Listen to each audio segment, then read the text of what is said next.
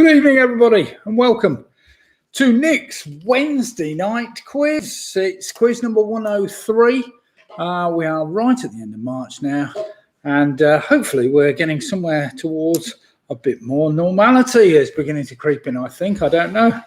I don't know about normality in the quiz, but never mind.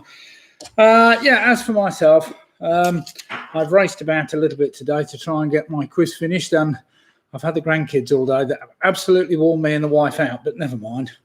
Now, hopefully the sync won't get too far behind tonight. I'm testing different resolutions, so hopefully we might be in a position tonight where everybody says, yes, that seemed to work okay. I hope you're not picking up my dishwasher with my microphone, because the dishwasher's whirring away in the background, but that it's quite quiet anyway, so you might not be able to hear that.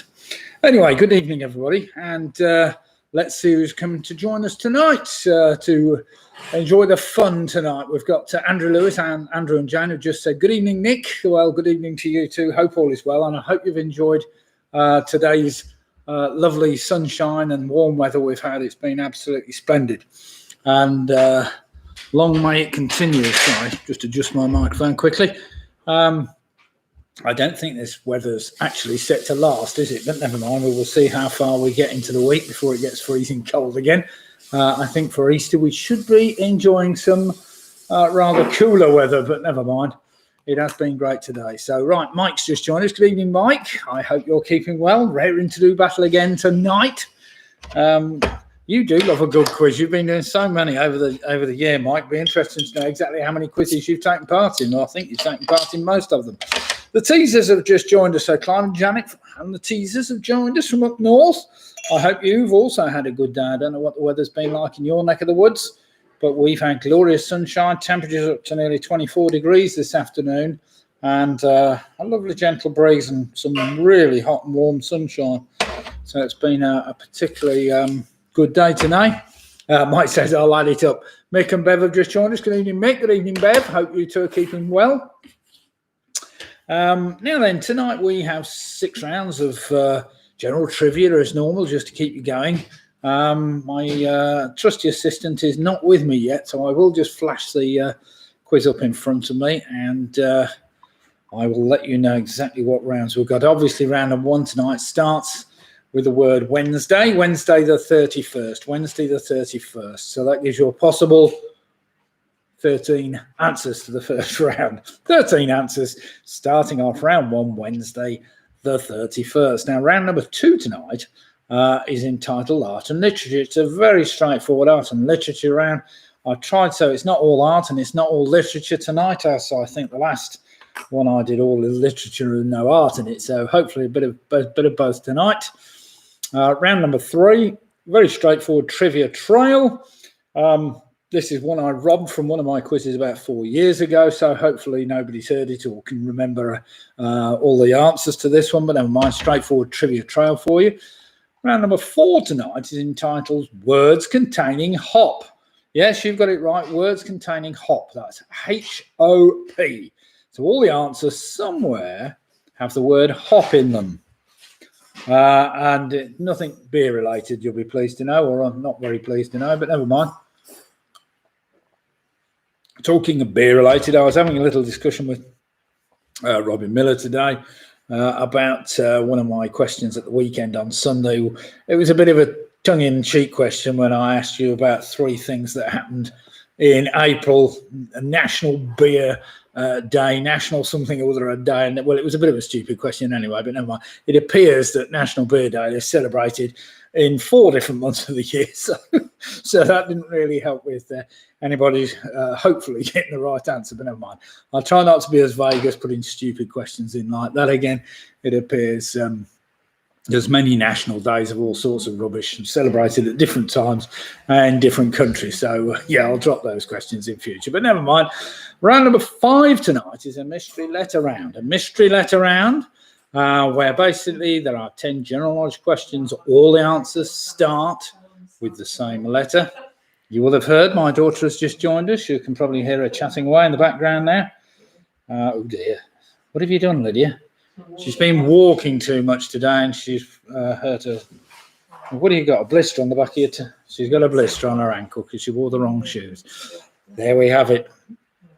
Yes, round number 5 is a mystery letter round. And round number 6 tonight, that is entitled just General Trivia, where we've got 10 questions just on general trivia, which most of you, I'm sure, will be able to work out pretty straightforwardly. There's nothing particularly tricky in that round, I don't think.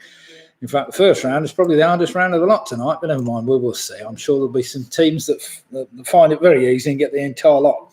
Now, as always, do remember, you can subscribe to my channel just by hitting the subscribe button. If you haven't already, I've got about 280 subscribers now to my YouTube channel, which is going very well. Also hit the like button. The likes do take me up the rankings a little bit and give me all sorts of little coffee cups and all sorts of stupid looking emojis on my YouTube channel, but never mind. Why they give you that kind of thing, I've no idea, but they do. So do feel free to like my channel as well. Right then, I'm just going to, so I can see myself. Not that I want to see myself. That's better. I can see myself now. Now I can see the chat. So I'll move that word up there. And let's just have a look. Mike Yeh said he was going to add it up. John O'Rourke's just joined us. So John O'Rourke and Hillary in the famous Fiver here, ready to do battle tonight. Great to see you, John. Hope you're keeping well. And I hope you're enjoying the weather, as is Jackie's just joined us as well. Jackie Skip. Good evening, Jackie. I hope you're keeping well and raring to go as usual. Clive and Janet have just said with the teasers, been great up here, except snow on Monday. Expect snow on Monday. Well, they did say that we were possibly going to get some poorer weather next week, but we'll see. I think there's a bit of a cold front coming across, apparently. Not that I'm any weather forecast, but I always talk about the weather more than anything else. But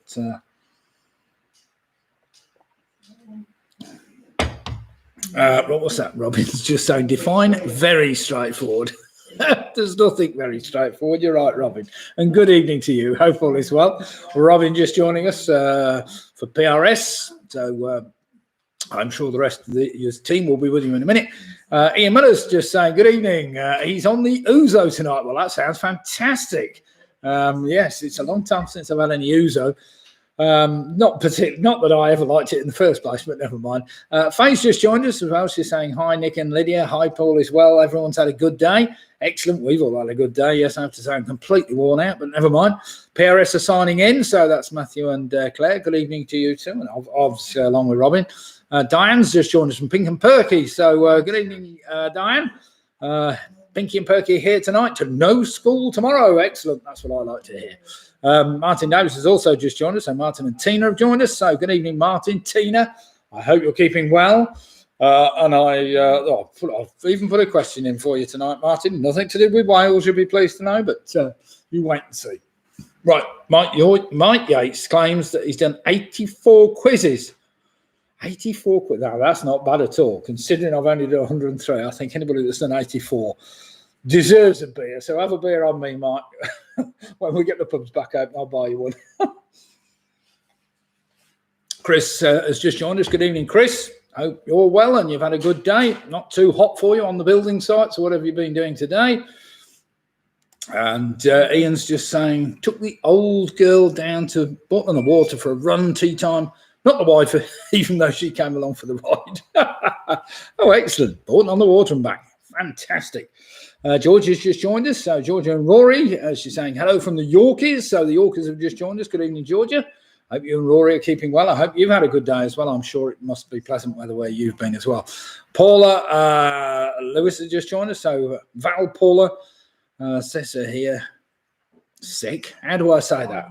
I've got that wrong, haven't I? But never mind. From the Quizzy Rascals. So good evening, the Quizzy Rascals. I hope you're all raring to do battle as normal. Penny Graham's also just joined us. She said, hello, Nick and Lydia. Hope all are okay and enjoying the sun. Well, yes, we've had a fantastic day. I did get lumbered with the 2 grandchildren on my own this afternoon for an hour while the wife went to have her eyes looked at the hospital. And there was I running in and out with a, how old are they? 18 months old and a 18 months and 15-month-year-old and something else. I don't know, 3-year-old. So I had my work cut out, but never mind. That sounds fun, doesn't it? All right, Graham and Jane have just joined us from Uppertoft. Still breathing. That's what I like to see. Good evening, Graham. Hope you're all keeping well. Home Alone 6 as well. Evening, Nick. Just the 4 of us at the moment, but hopefully the others will be along later. So great to see you. Home Alone 6. Carol Grain's also just joined us. Hi to all.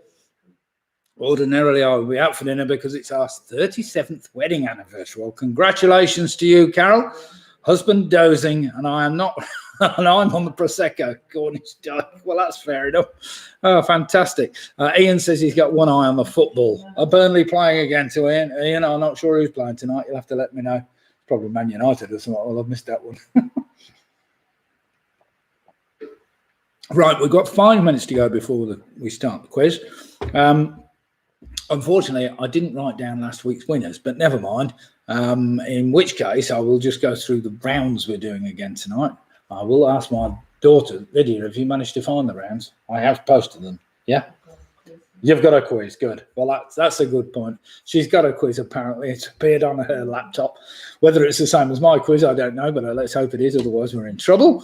So, without further ado, we're starting off tonight. Round number 1 is entitled Wednesday the 31st. Wednesday the 31st, which is pretty straightforward. Round number 2 tonight will be entitled... is entitled Art and Literature. Very straightforward art and literature round. Round number 3 tonight, we are a straightforward trivia trail. Trivia trail, round number 3, where the last letter of your first answer is the first letter of your next answer, and so on and so forth. Round number 4 tonight is entitled Words Containing Hop, H-O-P, in that order. So all the answers, whether they're 1-word, 2-word, or 3-word answers, will somewhere have the word hop in the answer. You keep saying very straightforward. Well, do you not want me to say very straightforward? Sorry, Robin. Straightforward as opposed to devious. I don't know. Yeah, okay. I'll stop saying that then. Round number 5 tonight is the mystery letter round. I won't tell you what the letter is, but all the answers will start with the same letter. All the answers start with the same letter. And of course, round number 6 is, as always, just a general trivia round with 10 general knowledge questions based on some pretty general trivia. Now, at the moment, we've got 44 teams currently online or watching me on some device somewhere. 1 or 2 still to join us. Michelle's just saying, good evening, Charlie. Good evening, Charlie. Michelle. James has gone to football training. Hopefully be back before you finish. I hope everyone's had a lovely day. Well, we have had a lovely day, haven't we? And it's great to see people can actually get out and go football training now and joining in. Groups of 6 allowed in outdoor spaces and meetups and things like this. And hopefully over the next month, things will ease even further and we will enjoy them. Might even be able to open the pub and get back and do a pub quiz at long last, but we'll see. That may be a little while to come. Now then, I trust the majority of you will have had at least one of your jabs by now, if not both of your jabs. I know a number of people that have had both now. What's that? Aid, the lovely one's just joined. He says, hi, Nick from Bob's Bar. That's what I like to see. Good. Well, cheers to you. Have a good one. I don't know what beer are you on tonight then, Aid? If you're from Bob's Bar, you must be drinking something or other. In fact, anybody else like to just post what on earth they're drinking? We've had Ian Miller's on the Ouzo tonight, which sounds... and obviously, Ian Sharrett, he's on his bottle of Shiraz. In fact, he's put Shiraz in brackets 2 bottles of Shiraz tonight. Now, does that mean you're going to share it with Harry, Julie and Ian? Or is those 2 bottles to yourself? We'll have to see. Faze just said, had a lovely morning at Rushton Lakes. Well worth nipping over. We'll have to try that. We were umming and ahhing today as about where the hell to go. We ended up in the end going to Wright and Pools, which was fine. It's not far from us and a nice easy ride, but we must try that Rushton Lakes. What's that? I don't know. Well, it's not far. It's over in Rushton, I suppose. So it's a little jaunt away, but not too far. Clive, Janet, the teasers. Clive saying he's on the Old Peculiar tonight. Does that mean you're on the Old Peculiar, Clive, or you and Janet are on the Old Peculiar? Great one. And Chris is saying he's on Oakham Citra. Well, snap, Chris. I'm actually on the Oakham Citra at the moment. Very nice in the bottle there. What's that? Aid, the lovely one. He said the brides are on the Prosecco and Jay-Z is on the Guinness. What's that true? What is it? Well, that's a bit further than you think. Roy's saying, hey, Nick, saw a chap in a high-vis jacket today and asked, do you enjoy wearing that all the time? He said he wouldn't be seen without it. Dear. Nice one. Aid saying, I'm on the cider. Dear. And Ian saying, I'm just starting my second bottle. Right, okay then, everybody. I'm sure one or two more will join us before the quiz is out, but let's get going because it is that time. It's 15 minutes past the hour. So without further ado, Andrew's on Banks's Amber Bitter. A good old trusty beer, that one, by any standards. Michelle Charlie's on the thirsty ferret, and I'm on a nice glass of wine. That's all I like to see. Here we go then. Round one. Let's begin where we mean to start. Starting with the letter W. Round one. Question one. The answer starts with the letter W. What was the first and former capital of England and developed from the Roman town of Vetna Belgarum? It is also the name of the club that Arthur Daly frequented in the TV series Minder.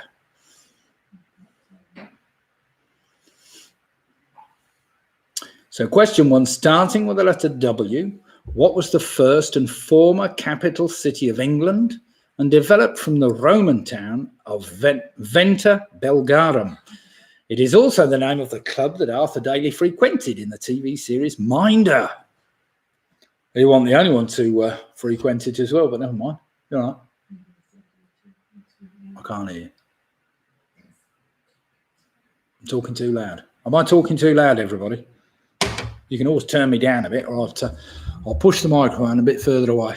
Let's try that one. Question number two, starting with the letter E. Who was the Greek god of love, or more precisely, passionate and physical desire? So question two again, who was the Greek god of love, or more precisely, passionate and physical desire? Apparently.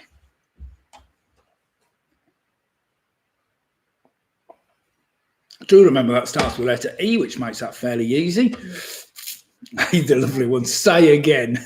It's in the chat there. Who was the Greek lover? So the Greek god of love, or more precisely, passionate and physical desire. Right, question number three. Listen carefully. This is definitely up Martin Davis's street, this one. Which Bond villain shares his name with the United Kingdom's largest power station, situated on the Riveroos in Yorkshire? I've put power station in there twice, Liz. That needs coming out. So question number three, which Bond villain shares his name with the UK's largest power station, situated on the Riveroos in Yorkshire? It has been mostly modified now to burn biofuel rather than coal, but it is still capable of producing 6% of the UK's supply of electricity, apparently.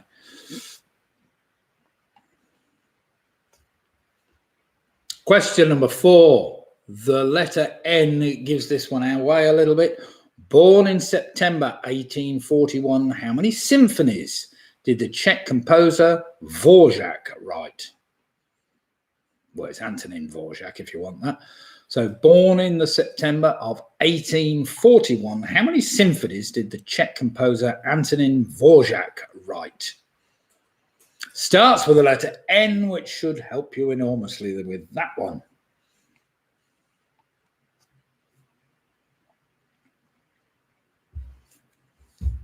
Hopefully my picture's keeping up tonight. We'll see. We haven't got very far yet. Question number five. Starting with the letter E, what is a yellow, medium hard cheese that originated in the canton of Bern in Switzerland? So question five again. What is a yellow, medium hard cheese that originated in the canton of Bern in Switzerland? Good dear, this beer is gassy tonight, I have to say. Never mind, making me belch. Well, yeah, I did eat my tea rather quick as well, because I was still finishing my quiz off at 7:30, but never mind. I know, it probably shows as well the quality of questions has gone down the pan, but never mind. Right, question number six. Due to the prevalence of high-tech companies How is much of Santa Clara Valley in California now known? That's a two-word answer starting with the letter S. So due to the prevalence of high-tech companies, how is much of Santa Clara Valley in California now known?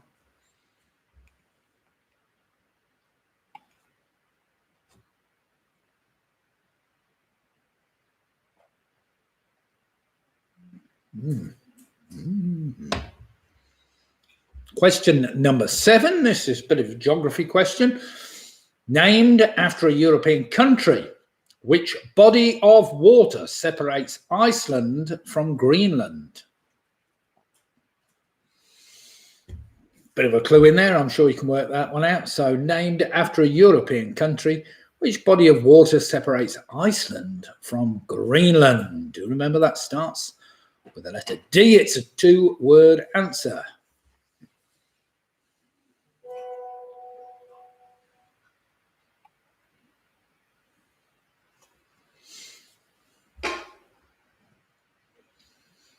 Question number 8 is another geography question, really. Well, I suppose it is. Which European country's flag has the silhouette of a double-headed eagle on a red background?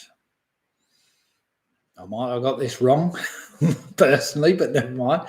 Do remember that starts with the letter A, which will help you enormously. So which European country's flag has the silhouette of a double-headed eagle on a red background?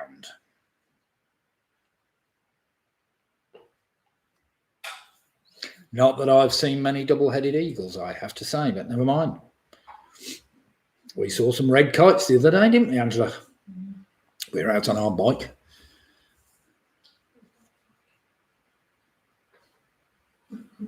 Question number 9, starting with the letter Y. Which northwest Canadian province was the scene of a major gold rush in the late 1800s? So question 9 again, starting with the letter Y. Which northwest Canadian province was the scene of a major gold rush in the late 1800s?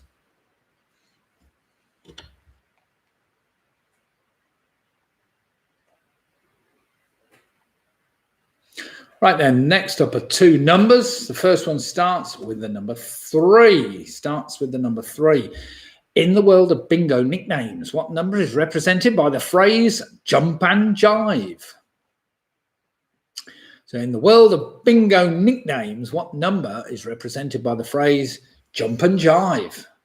Jump and jive number. Sounds too easy, that one, doesn't it?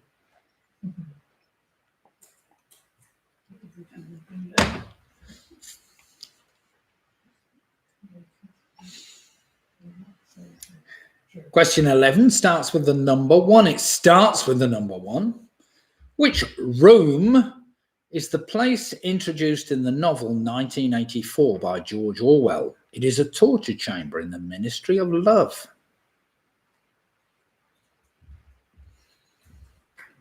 So question 11 again. Which room is a place introduced in the novel 1984 by George Orwell?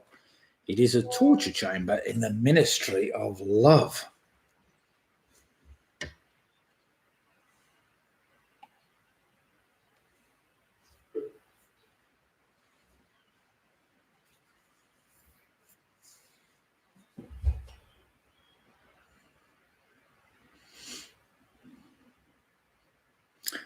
Right, then we finish off this round with an S followed by a T, as in 31st. So starting with the letter S, what name is commonly given to a triangle with no sides of length and no sides of, I think that's supposed to read no sides of equal length and no equal angles. Yes. I think we need to just edit that one, Lids. What name is commonly given to a triangle with no sides of equal length and no equal angles? Although they couldn't have equal angles if they had sides of no sides of equal length, could they? No. And finally, finishing with the letter T, in which city In which city would you find the Shibuya crossing, said to be the busiest road intersection in the world? I have seen it on camera. So in which city would you find the Shibuya crossing? It's said to be the busiest road intersection in the world. Although I have to say, I don't know how they measure that, because I've been in Mumbai, and believe me, there cannot be anything busier than that, but perhaps there is. Well, Ho Chi Minh, yes, that's just about as bad. We've got 1,000 motorbikes one side of the road and another 1,000. Yes, I thought Robin would have seen that. I've seen that crossing in real life. But have you been to Ho Chi Minh, Robin? Is it worse than that? Facebook, Tibet. It fits. Tongo. Oh, dear. Oh, you could have left that one there. Right, that's the end of that rather interesting round. I'm sure a lot of you might have struggled on one or two of those, but never mind. Let's hope that everybody's got a full house after round one. There's nothing too tricky in there, but one or two possible to catch you out. So let's get on with some marking. Question number one, starting with the letter W.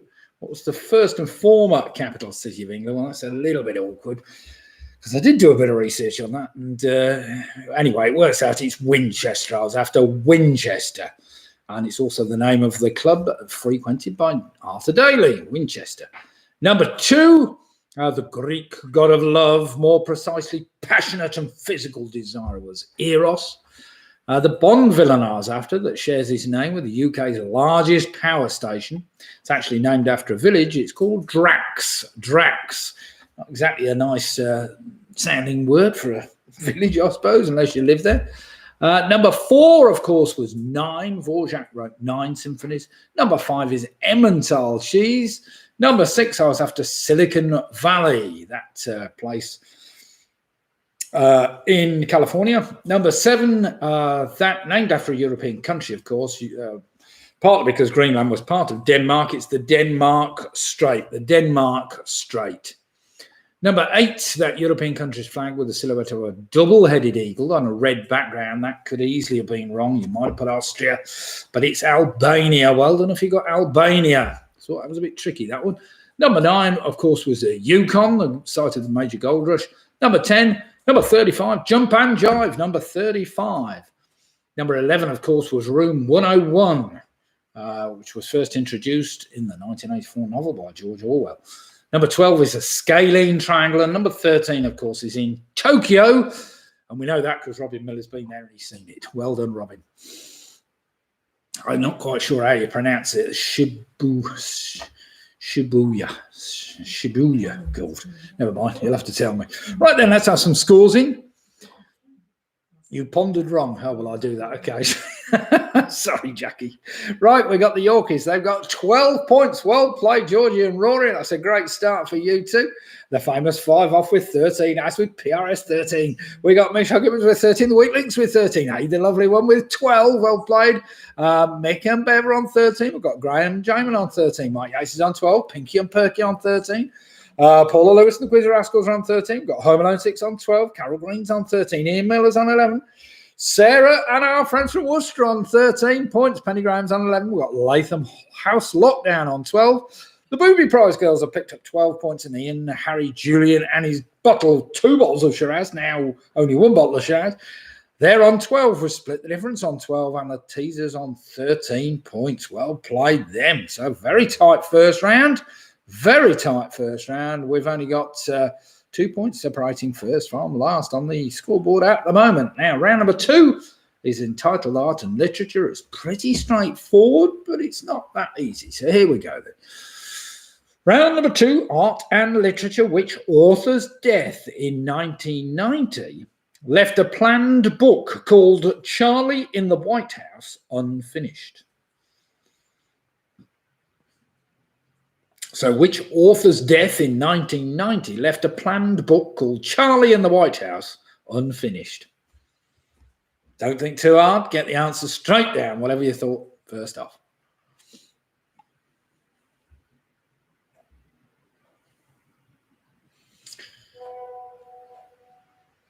Question number 2 is the name of a painting. Which of the following is an 1888 painting by Vincent van Gogh? Now, I'm going to give you the choice. Is it Starry Night over the Rhone, Starry Night over the Rhine, or Starry Night over the Seine?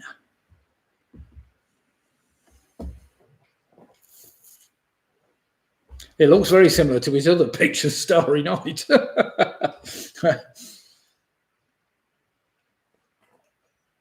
So which of the following is an 1888 painting by Vincent van Gogh? Is it Starry Night over the Rhone, Starry Night over the Rhine, or Starry Night over the Seine?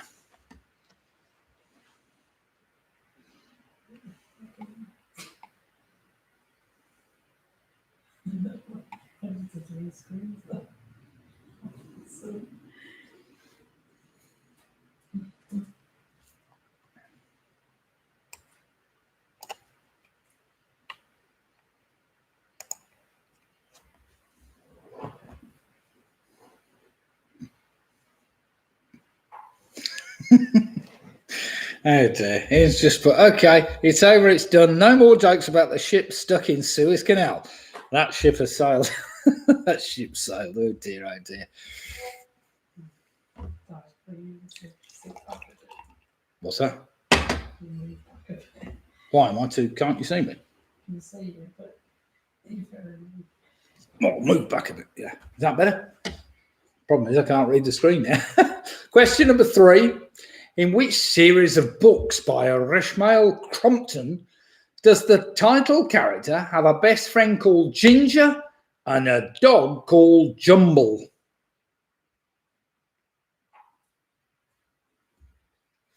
They were a series of quite famous books. So in which series of books by Ishmael Crompton does the title character have a best friend called Ginger and a dog called Jumble?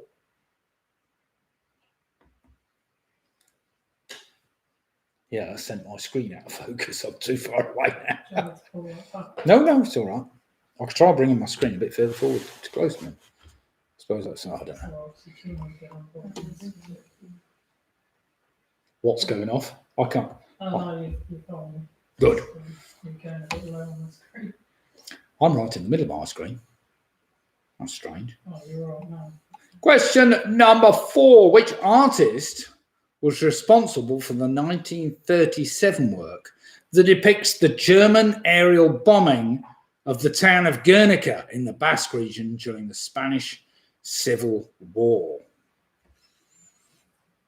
So question 4 again. Which artist was responsible for the 1937 work that depicts the German aerial bombing of the town of Guernica in the Basque region during the Spanish Civil War? I think this particular painting ranks about number 5 in the overall all-time rankings or something of paintings, whatever that is.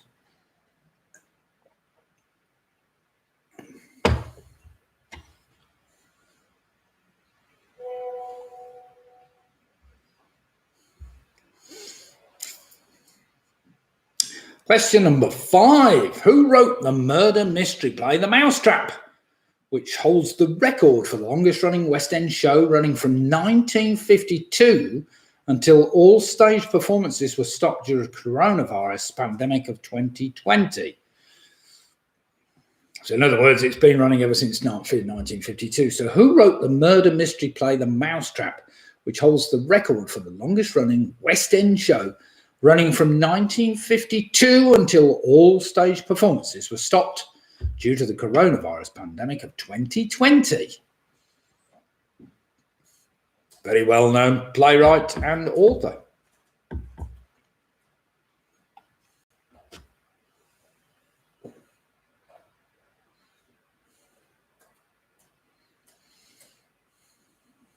Question number 6. This is one that always comes up on the Chase. I hope some of you may watch the Chase, but never mind, this always comes up. Now, a museum dedicated to her life and work. Which famous artist lived in a house in Mexico City that is known as the Blue House? So question 6 again. Now, a museum dedicated to her life and work. Which famous artist lived in a house in Mexico City that is known as the Blue House?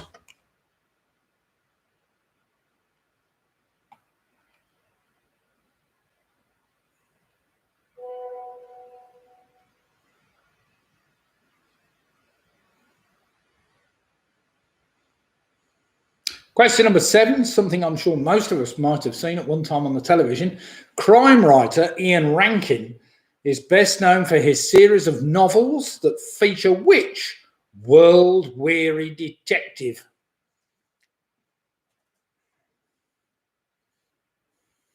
So crime writer Ian Rankin is best known for his series of novels that feature which world-weary detective?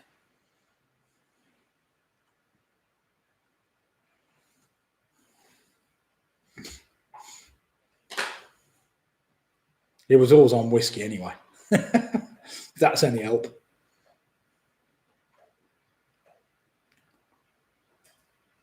Question number 8.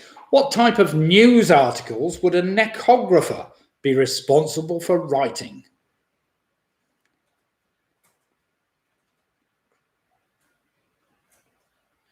So question 8 again. What type of news articles would a necographer be responsible for writing?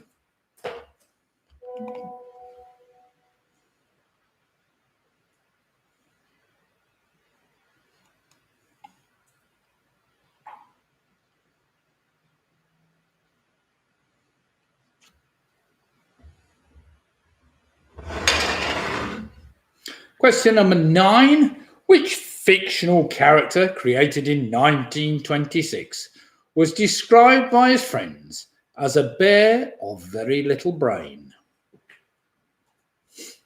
So question 9 again. Which fictional character created in 1926 was described by his friends as a bear of very little brain?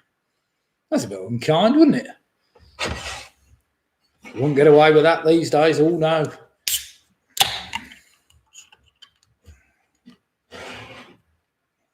You'd have the politically correct people after you, definitely.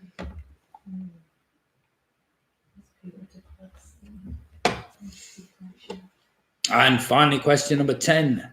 A cornerstone work of high Renaissance art.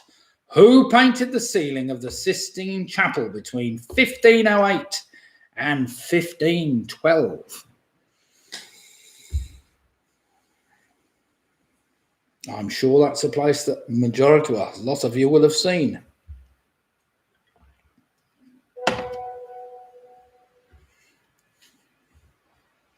Well, I have to say, when I went there, I thought it needed repainting personally.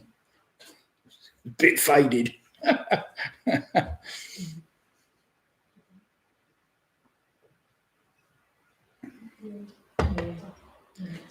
Right then, everybody, that was a tricky round. But if you know your art and literature quite well, you might have done fine on that. So we'll see. I'm expecting great things from the Yorkies on this round. Right then, everybody, I presume we don't need much more time, do we? It's kind of, they're not ones to work out, are they? You either know them, I suppose they are not. Right then, here we go. Question number 1. Which author's death of 1990 left a planned book called Charlie in the White House unfinished? Of course, that was Roald Dahl. Roald Dahl. Number 2, Vincent van Gogh's painting was Starry Night over the Rhone. Over the Rhone. Well, he lived right next to the Rhone at one stage of his life, which is why he painted it there. I think it was Arles or something that he lived at. I'm not quite sure. Question number 3. That was a tricky one. Richmal Crompton. I was after Just William. It was a series of books called Just William. Number 4. Guernica, of course, was painted by Pablo Picasso. Number 5, The Mousetrap, of course, was written by Agatha Christie. So well done if you got that. It's a play I've never seen. Perhaps it's time we did. Now the pandemic's coming to an end. Number 6, of course, anything to do with Mexico. Museum dedicated to her life work. She used to paint mostly herself, I think. was Frida Kahlo. Frida Kahlo. Number 7, of course, was John Rebus, that world-weary detective. Number 8, necographer is responsible for writing obituaries. Number 9 was Winnie the Pooh, of course, the bear with little brain. And number 10 was Michelangelo. So well done if you got that. Right then, everybody, let's have some scores in, see how fared. Now, do remember, give me your total score, please. And we'll see how many of you have managed to get all those right. There were 1 or 2 testing ones in there, I'm sure. Right, Ian Muller straight on with 16. Carol Green saying, I love art and literature. That's 23. Well played, Carol. There you go. See, it's well worth not celebrating your 37th one. No, that's not fair. Graham and Jane are on 22. PRS have moved on to 23. We've got the Teasers on 23 and the Famous Five on 23. Georgie and Rory and the Yorkers are on 20. We've got Sarah and Russ and James and Joe on 21. AD the Lovely One's also on 21 with Paula Lewis and the Quizzy Rascals are on 23 points. Mike Yates has moved on to 21. Loved that round, said Michelle. He moved on to 22. Penny Graham's on 19. Got Home Alone 6 on 19. Pinky and Perky have moved on to 21. Mick Roberts doing very well on 22 points. Latham House Lockdown now moved on to 21 points. Booby Prize Girls have moved on to 20 with the Wheat Links on 22 points. Split the Difference have moved on to 21. And Ian and his bottle of Shiraz, along with Harry and Julie, is saying plus 10. A miracle. I know nothing about art and literature. Well, you obviously know a little bit, but well done. Oh, Martin's correcting it. He's saying, oops, 21. Well, you shouldn't have done that, Martin. But never mind, he has. That's what I like to see. Honesty is the best policy. Well done, Martin. So 21 points for the weak links. So well played you. Right then, round number 3 tonight is a straightforward trivia trial. Nothing to catch you out here, I don't think. 10 general knowledge questions where the last letter of each of your answers is the first letter of your next answer until we get to number 10. The last letter of number 10, I hope, is the first letter of number 1. So here we go then. Question number 1. What animal's name is also the term given to 3 strikes in a row in the game of 10-pin bowling?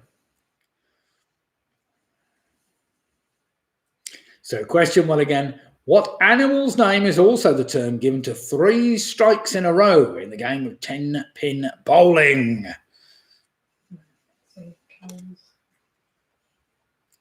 Carol's Bush, I love your quizzes, but at this moment in time, I'd love to be in a pub having a lovely meal. I think you're right, Carol.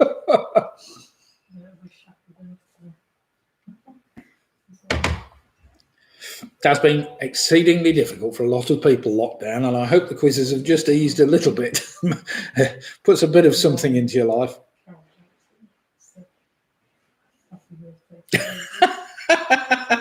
Wonder if Stevie Wonder has been on a blind date. You silly sod, Ian. I like that one. Right, take the last letter of that animal's name. It's the first letter of this. Question number 2, what is another name given to the American sweet potato? So question 2 again, what is another name given to the American sweet potato?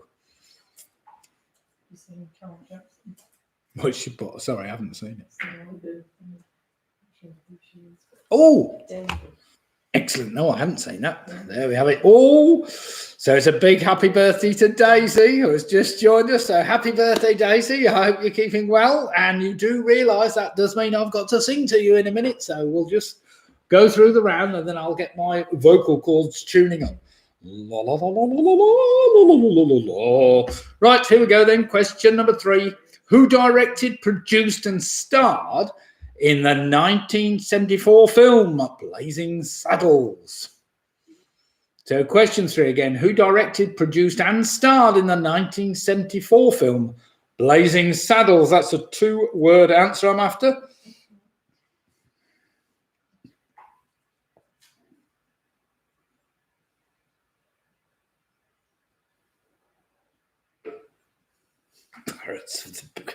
What's What's an Agatha Christie novel and Death in Paradise crossover special called Poirots of the Caribbean?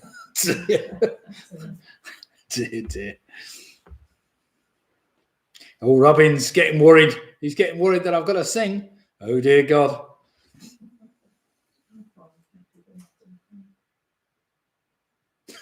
Roy said, hey, Nick, I met a chap who said he'd had a new job at the bowling alley. I said, temping? He said, no, it's permanent.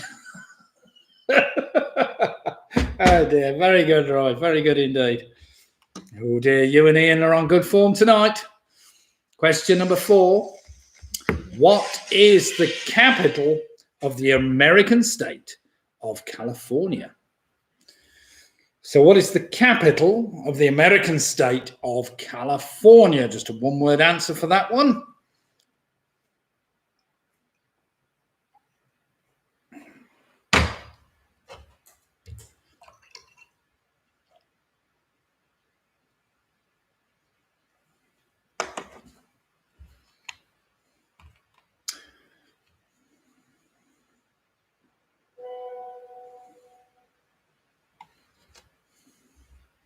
Question number 5. What name is given to an animal that has a diet consisting of plants, animals, algae, and fungi? In other words, just about anything.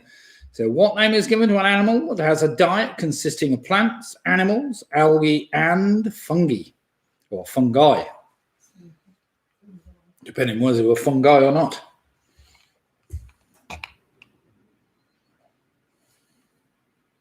Right, take the last letter of that answer, and it's the first letter of this answer. We've had this before, I'm sure, but never mind. Mike Tyson bit the earlobe of which of his opponents? So Mike Tyson bit the earlobe off of which of his components? Well, he took actually a chunk out of his earlobe, didn't he? Nasty bit of work, that, Mike Tyson, but never mind. That is a 2-word answer that I'm after for that opponent of Mike Tyson.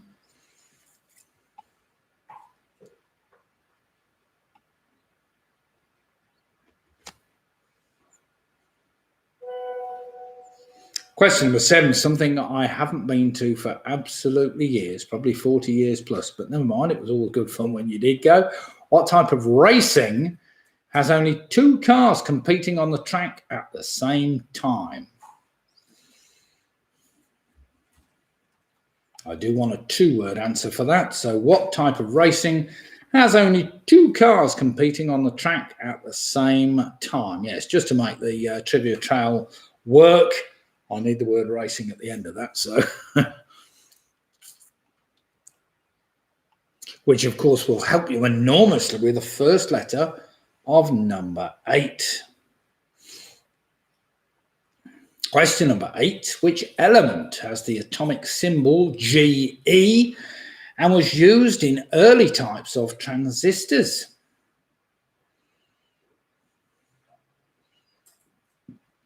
So question 8 again, which element has the atomic symbol Ge and was used in early types of transistors?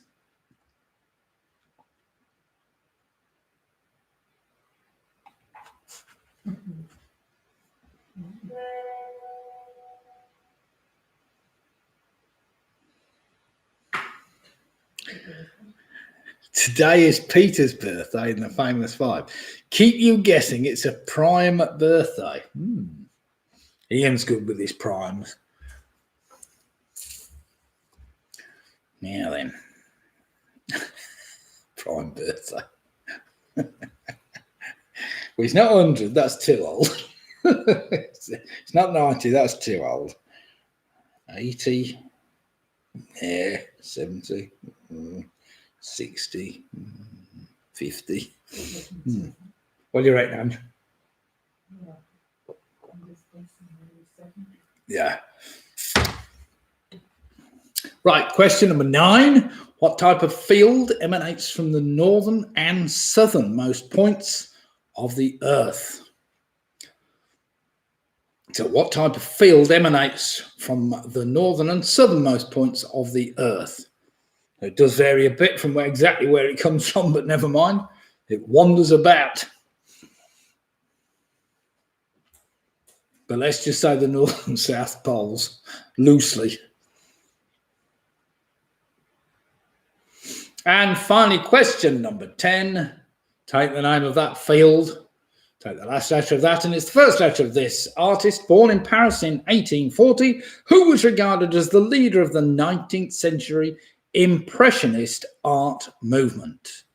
That's a 2-word answer. So born in Paris in 1840, who was regarded as the leader of the 19th century Impressionist art movement? And you've on the phone here. Why haven't I got my... Oh, no, of course, it's recording the picture. Do you want to get me a birthday song up?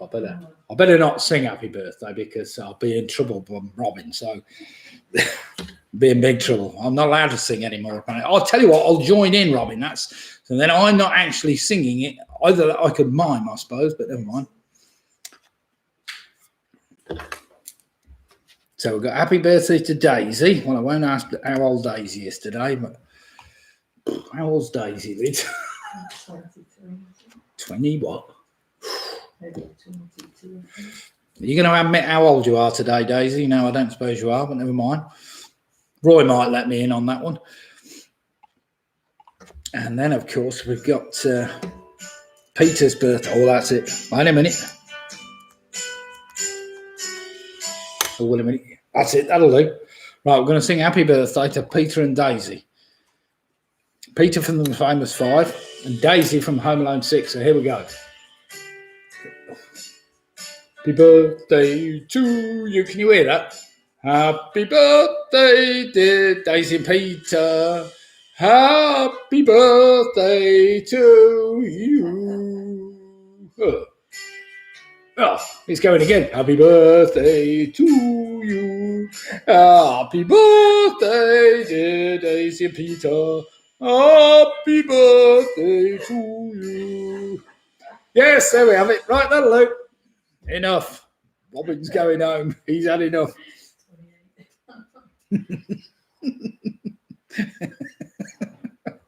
Oh dear. It's horrible. That's because I was trying to sing not in my normal quality voice, Robin.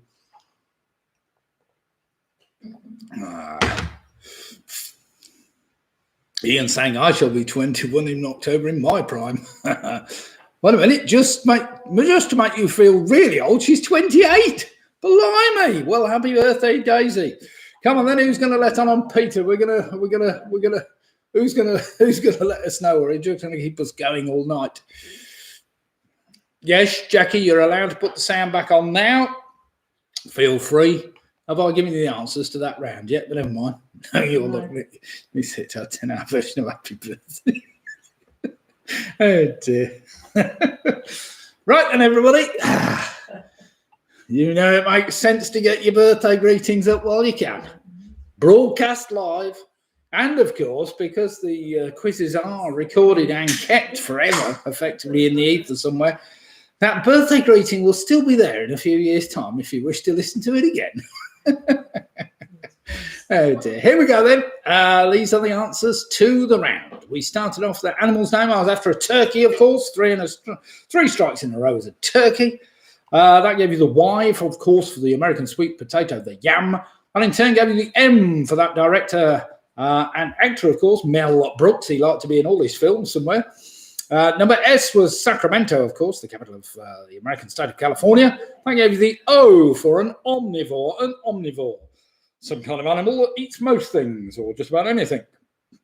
That gave you the E for Evander Holyfield. I'm sure we've had him recently, actually, in a quiz, so I'm sorry about that one. I'll try not to bring him up again. That gave us a D, of course, for drag racing. Something I haven't been to for donkey's years. So I did enjoy it when I was there. Makes the whole ground shake. That gave you the G for the element germanium. Named after, of course, Germany.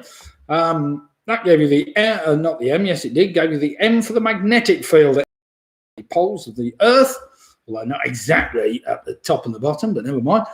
And that gave you the 10, of course, was Claude Monet. So I'm sure you all got that one right. So let's see how the scores have fared after that. Ian has already marked his. He's given himself 10. Fair play, Ian. So they're on 32 points. That's Harry, Julie, Ian, and one bottle of Shiraz left by the looks of things. Wait a minute, Robin. And now, how will Jackie know that you've told her to put the sound back on? That's true. Well, surely she's tested to make sure I've stopped singing at this stage. I read his lips. Well done, Jackie. Right, Michelle's on 32 points. So Michelle and James, they're doing very well. We've got Georgie and Rory on 29 for the Yorkies.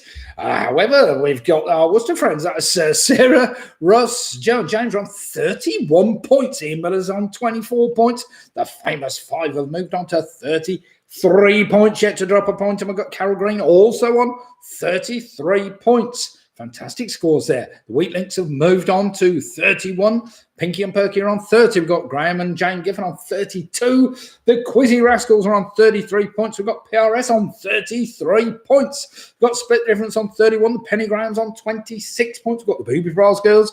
They've moved on to 30, regardless of my singing, Jackie, but never mind. You see, it keeps the brains going, if nothing else. So well done, everybody. Well, we've still got a very close range of scores tonight, haven't we? There's not a lot between first and last. So well done, everybody. Right then, going to the next round. Round number 4 tonight is entitled Words Containing Hop. Words containing hop.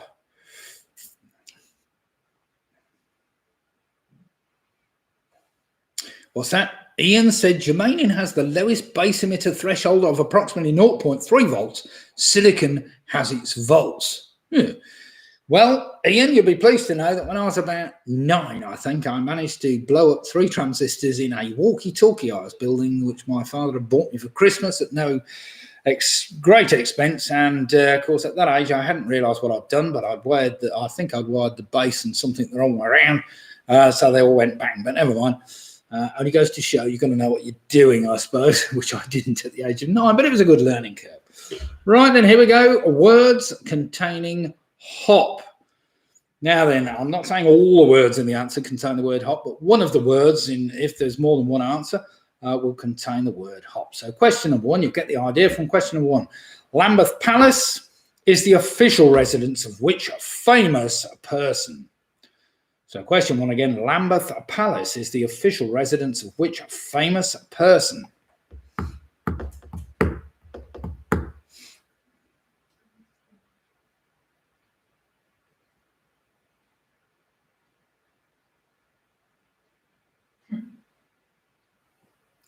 No money to buy degast.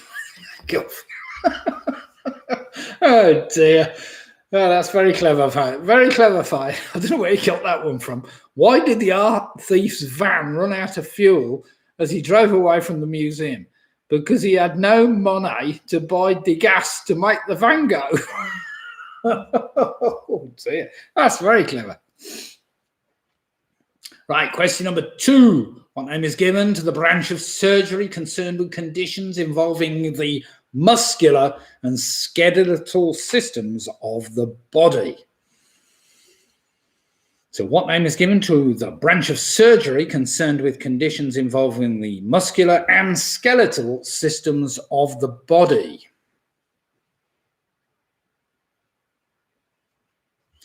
Do remember all these answers have got the word hop in them somewhere. H-O-P. Yeah, that was a good one. That was, Faye. I like that. Keep them coming. See, I think we've got a tie at the moment between Faye, Ian, Roy. Some very good jokes now. Oh, and Mike Yates has just popped up. Sorry, Mike, I just missed your score there. 30.5 points. That's a great score at this stage of the evening. Right, question number 3. What was the name of the waltz written in 1877 by the British composer Euphemia Allen at the age of 16? It's also the name of eating utensils used in virtually all of East Asia.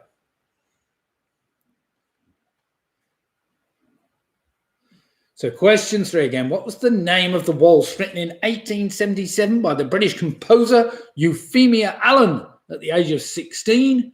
It's also the name of eating utensils used in virtually all of East Asia. Euphemia. Now, there's a name I haven't heard of recently. Euphemia. Now, here, see, somebody should call their child Euphemia. They seem to call them all sorts of strange names these days, so that sounds like a good new one to bring up.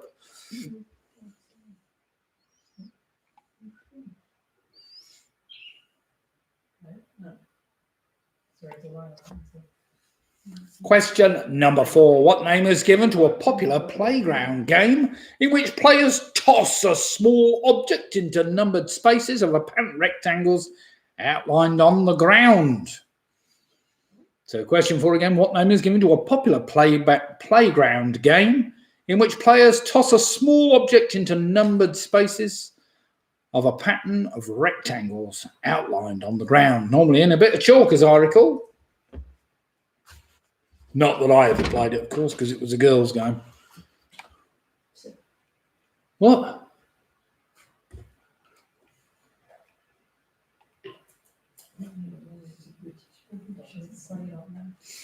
Question number 5. Born on the 1st of March 1810, who was this Polish composer and virtuoso pianist of the Romantic era who wrote primarily for solo piano?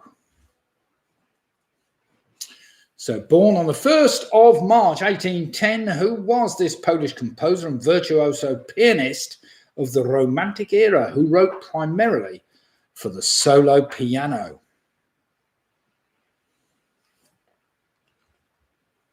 Do you remember all the answers? Got to have the word hop in them somewhere.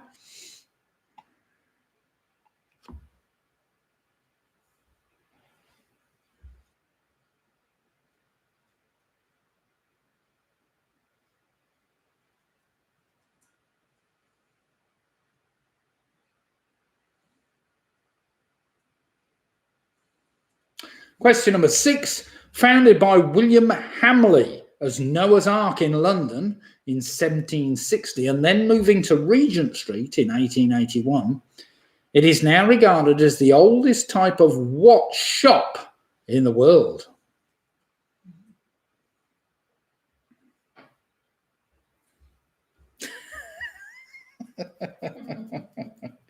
Ian's just put, are you not in touch with your feminine self?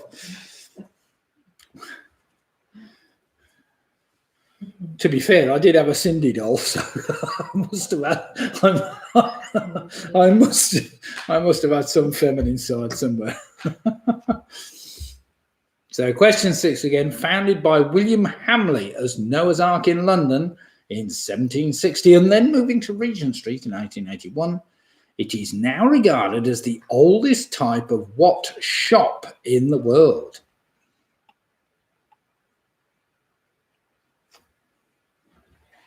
Do remember, it's got to have the word hop in it. Well, it has got the word hop in it, of course. Yes. All right. Question number 7, something we always used to love. Typically selling confectionery such as sweets, crisps, soft drinks. What name is given to a shop found in a school or youth club, for example?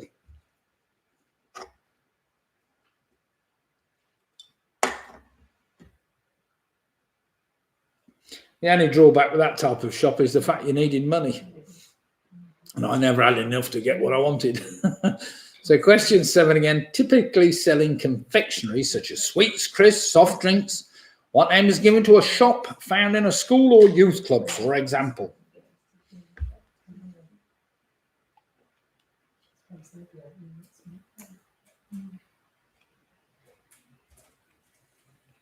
Question number 8, this is a bit more serious. Which insects are responsible for what is commonly called cuckoo spit in a type of froth found on many plant stems during the spring months? In fact, I was only looking at some today.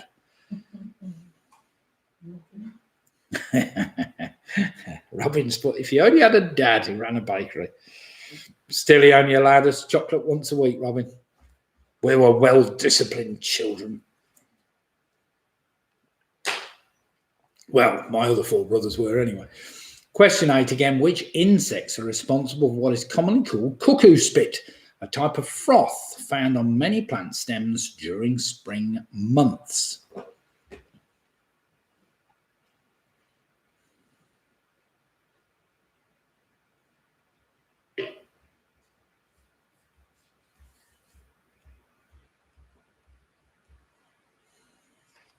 Question number 9, a bit wordy. In its original run, the film was simply called Star Wars.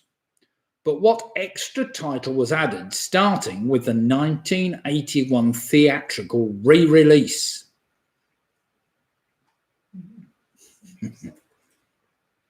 I don't spit. Good. So question 9 again. In its original run, the film was simply called Star Wars. But what extra title was added starting with the 1981 theatrical re-release?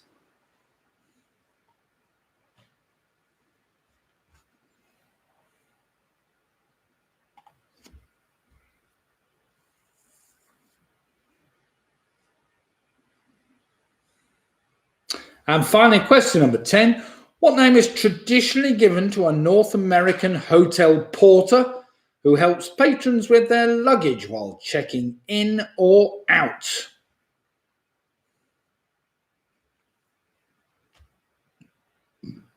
So what name is traditionally given to a North American hotel porter who helps patrons with their luggage while checking in or out? That is the end of our round number 4. I hope you've all been keeping up with that. That wasn't too tricky, surely.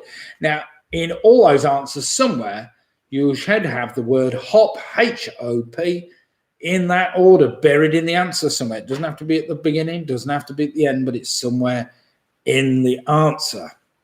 So we're looking for all your answers to contain the word hop, H-O-P. It helps you in some way or form or other. Of course, it's only helpful if you know the answers, I suppose, but it might help you. Right then, I'm just going to invade the beer cabinet again.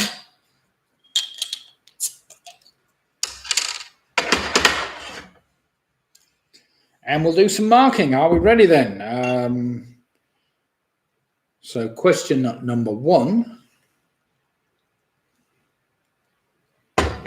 Dear.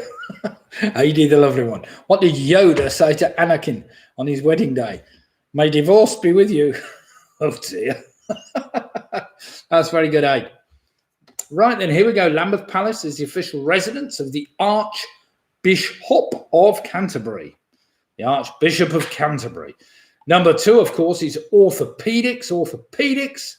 Number 3, I was after chopsticks. That was...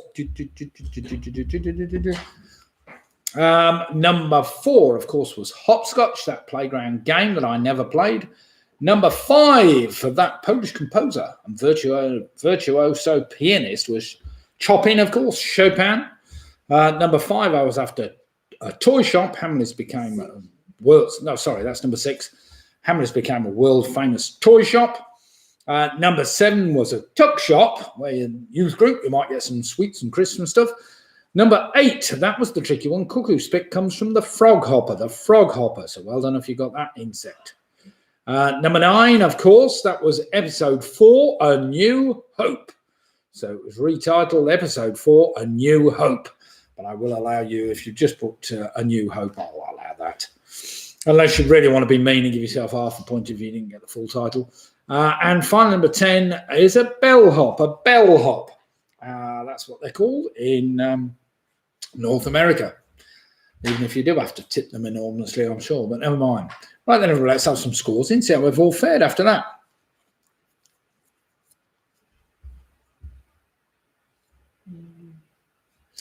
Yeah, Robin saying, I saw Star Wars when it first came out in 77. And to be fair, after the title sequence, it said episode 4, A New Hope. There we have it. Huh? What? You ran what? Oh. Ooh, I'll have to come up with another one then. Which ones, Lids? 3 and 5. Well, let's get rid of 5 for starters. Just get rid of that. That will and then I'll put one at the end, okay? Okay. I need to quickly. Do excuse me for a second. I will read some scores out. It appears I've got 2 questions the same in the last round, so I'm going to have to... right, let's just get some scores in anyway. So Martin Davis and Tina are on a fantastic, and I trust that our friends from Yelvertoft, I don't know whether you're all playing together tonight, but if you are, the Wheatlinks are on a very respectable 41 points. We've got Pinky and Perky on 40 points. Sarah, Russ, James and Joe are also on 40 points. Graham and Jane Given are on 42 points. That's a fantastic score. Ian Miller's doing well on 31. Michelle and James and Charlie are on 40. I don't know whether is it Charlie that's back from his football yet? One of them. No, it's James, isn't it? PRS are on 42. We've got Home Alone 6 on 38 points with Mike Yates on 39.5. Well done, Mike. Pennyground's on 35. We've got Mick and Bev on 42 points. Georgia Lambert and Yorkies, that's Georgia and Rory, they're on 38 points. We have, however, the Teasers on 43 points. Latham House Lockdown on 40. Aid did a lovely one. He's doing very well tonight on 40. We've split the difference, not Just ahead on 41 points there, Carol Green. The Frog Hopper spit comes out, what's that? Of its bum. Oh, does it? Oh, there we have it. 43 points with the famous 5 on 42 points. The Booby Prize girls are on 40. We're on fire tonight. Well, for us anyway, that's a great score, 40 points. And we've got Harry, Julie, Ian and his bottle shows. They've added 9 to their score to take them on 41, with Val Barnes and the Quizzy Rascals yet to drop a point on 43 points. No James's Garden having safe distance beers. I don't blame him. That's safe distance beers. Fair play to him, Michelle. That's great. Why? Has he brought the rest of the football team home? They're all stood in the garden, I suppose. Let's not worry. What do you call a Chinese bell ringer? Ding-a-ling. That's ridiculous. That's silly, that is, Ian. I like that one, though. Very silly. Right, just give me a second, because I'm going to have to glean a question from another quiz somewhere, to which I'll have somewhere.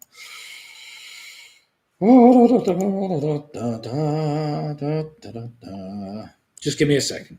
I'm going to find something. Some old quiz.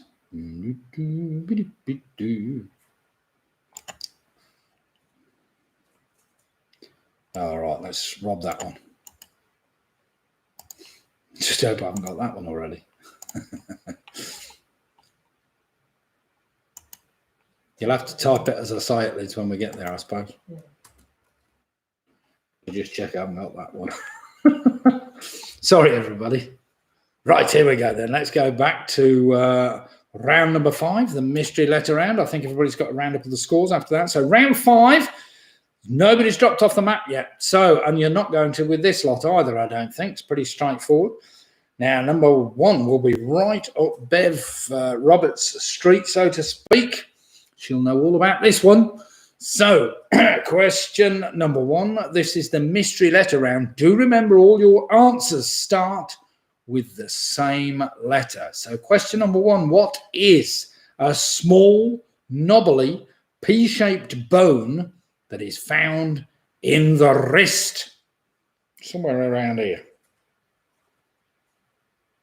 So, what is a small, knobbly, pea-shaped bone that is found in the wrist? Now, there's a lot of bones in your wrist, so you might want to refrain from answering that one to start with. Is it 27 in your hand and 26 in your feet? I can't remember. It's one of them, but never mind.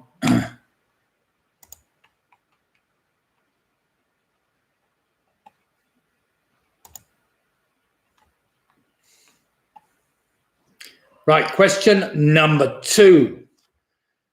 Which instrument is the musician George Zamfir most associated with?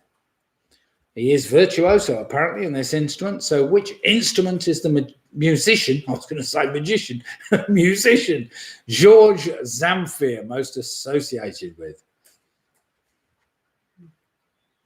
Now, do remember, of course, this starts with the same letter as the name of that bone. If you haven't got the connection yet, don't worry about it. You will do as we go down, because they do get a little bit easier. So question number 3, this may help. What is a branch of medicine that deals with the medical care of infants, children, and adolescents? So question 3 again. What is a branch of medicine that deals with the medical care of infants, children, and adolescents?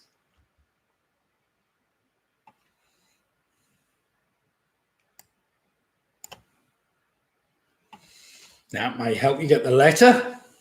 Then you've got to look back and see whether you can get that bone and indeed that musical instrument.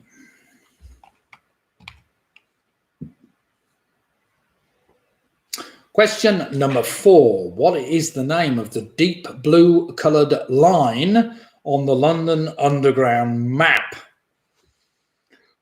So question 5 again. What is the name of the deep blue coloured line on the London Underground map?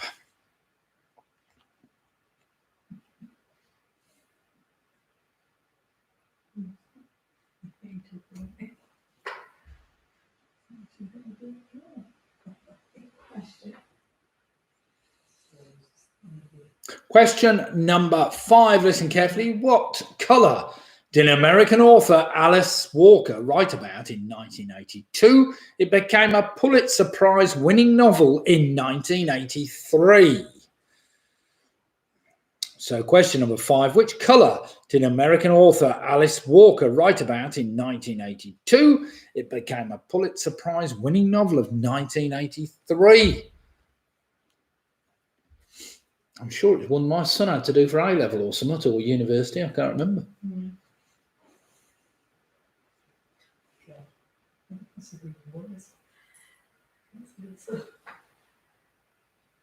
Question number 6.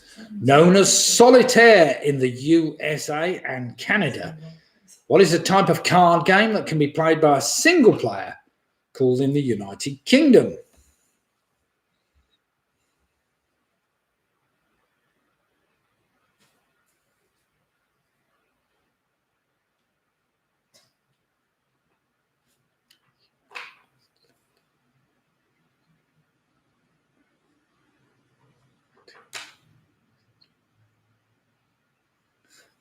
This is a foot. Oh dear. Question number 6. Oh, sorry, I've said that, or have I repeated it? I'll repeat it again. Known as solitaire in the US and Canada, what is a type of card game that can be played by a single player in the United Kingdom?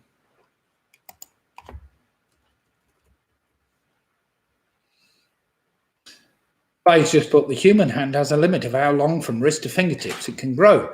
It can grow up to 11 inches because it's longer than this. Because if it's longer than this, it's a foot. Oh dear, oh dear. Very good, Faye. Very good indeed. Question number 7. What type of crossing is similar to a toucan crossing, but allows horse riders to cross as well? They have no flashing amber light and phase like normal traffic lights.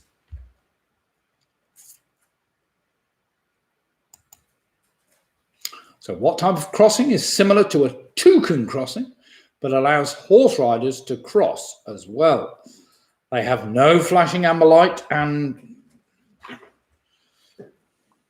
oh god, I've put they have no flashing amber light and phase like normal traffic lights. Well, okay, there we have it. That's how I've written it. I'm not quite sure as I've written it correctly, but never mind. Let's not worry about that. You get the idea. I'm just after the name of that crossing.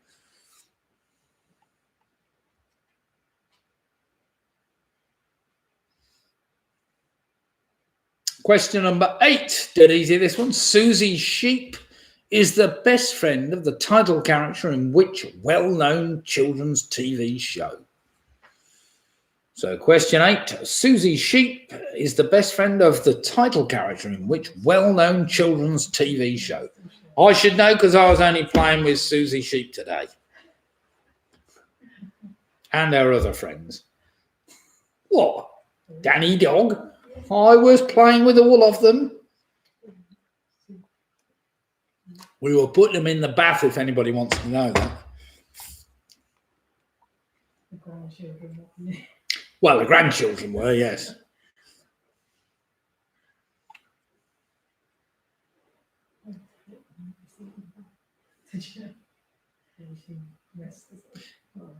Question number 9. Which character created by writer Carlo Collodi was carved by a woodcarver named Geppetto in a village near Florence?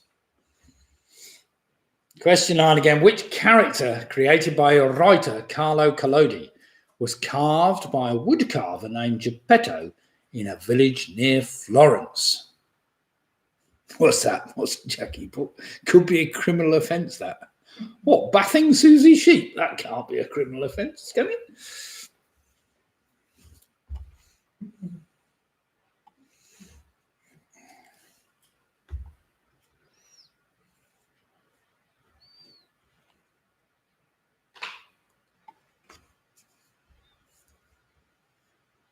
And finally, question number 10. Do remember all your answers have got to start with the same letter, so you might as well try and fill in them all. What is the name of a private Ivy League research university situated in New Jersey in the USA? So question 10 again. What is the name of a private Ivy League research university situated in New Jersey in the USA? What Jackie said. You didn't word it quite like that at first.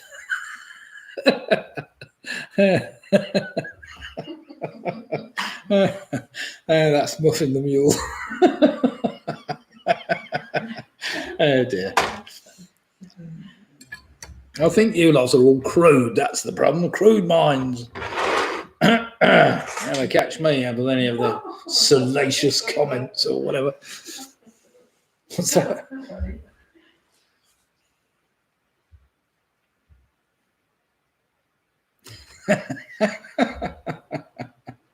Dear, who was the first carpenter mentioned in the Bible? Eve. She made Adam's hot dogs.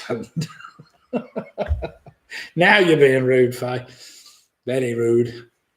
At least it's not been bad. Actually, we haven't had any words barred recently, have we? I think since Lydia's become moderator, you see.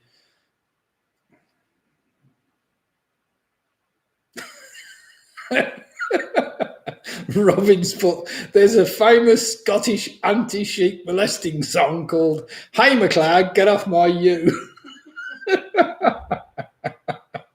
Oh dear. Dear God, why didn't Pinocchio have any children? There was no lead in his pencil. Oh dear. No, she's rude, Michelle. She's rude. Faye, you're rude. Never mind. It's kept us all amused.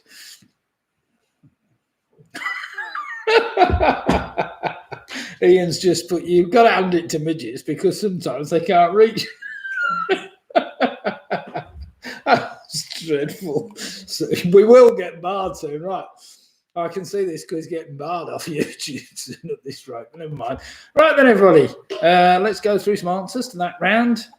Do remember it was a mystery letter round, and you'll be pleased to know that all your answers should have been the letter P then, said Roy. Well done, Roy. He's got it right. If you got the P right, then you're off to a good start. Now, one of the hardest, of course, is that first question. The name of that small, knobbly pea-shaped bone, it's called a pisiform, the pisiform bone. So well done if you got that. Number 2, George Zamfir is most associated with the panpipes. The panpipes. That was a tricky one. Could have been piano, but it wasn't. Number 3, of course, was the study of paediatrics.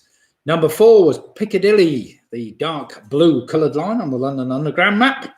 Number 5 was the colour purple. Number 6, of course, is Patience, that game. Number 7, that was a tricky one. That's a Pegasus crossing, a Pegasus crossing. Well done if you got that. Not a pelican, but a Pegasus. Well, there we have it. Number 8, Susie Sheep. Well, this was the one. Of course, she's a good friend of Peppa Pig, who also was in the bath today, you'll be pleased to know, along with George, Peppa, Susie, Danny Dog. Even the teacher was in the bath with them as well, but never mind, let's not go far. Right then, number 9 was Pinocchio, of course, and final number 10, I was after Princeton, that Ivy League research university. So well done if you got that, Princeton. Right then, let's have some scores in and see how you fared. I think most people should have got a good 8 or 9 on that round, so it's going to be very close going into the final round tonight. We've had some great jokes as well. What's he put? Locking orgy? What's he? Oh dear. Right, we've got Clive and Janet, the teasers. Yet to drop a point. 53 points there, setting the pace tonight. Wheatlink's not far behind on 48. We got the Latham House lockdown on 47. Graham and Jane Gifford on 50. PRS are on 51. Ian, Harry, Julian, his bottle of Shrouds, they've added 9 to their score. They're now on 50. With the York is not far behind on 46. Ian Miller's on 38. The famous fiver on 51 points. Mick Roberts is on 52. Well played, Mick. And Bev, that's fine. Why does Pegasus need a crossing? I'm not sure, Diane, but never mind. The winged horse, I presume. That's what it's all about. Carol Green, the crossing got me 52 points. The Booby Rise Girls, 49. Sarah and Russ and Joe and James are on 49 as well. We got Mike Yates on 48.5. Split the difference and moved on to 49. Got Home Alone 6 on 45. Perky and Perky are on 49.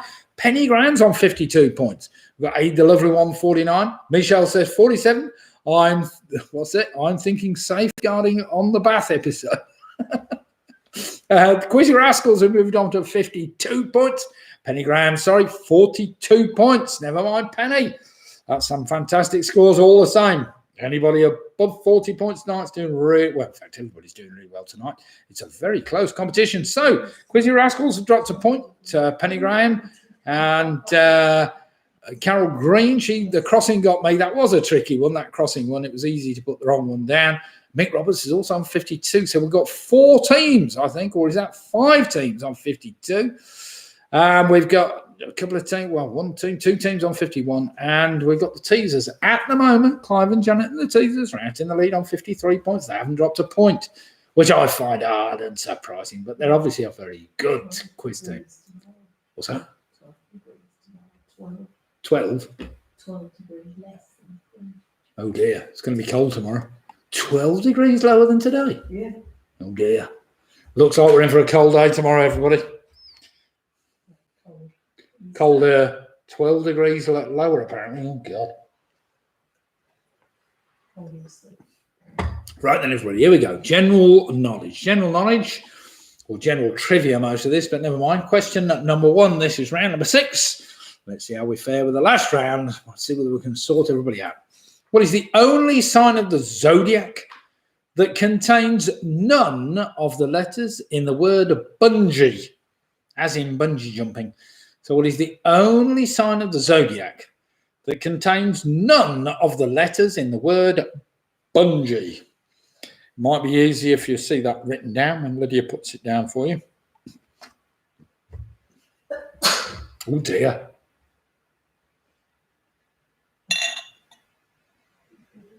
My daughter just sneezed. I hope that didn't come over the microphone.